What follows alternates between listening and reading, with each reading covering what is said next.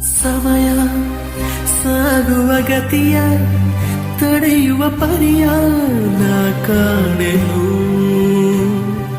ಕಳೆವ ಸನಿಹದ ಕ್ಷಣವ ಮೌನದ ಸ್ವರವ ಕೂಡಿಡುವೆನು.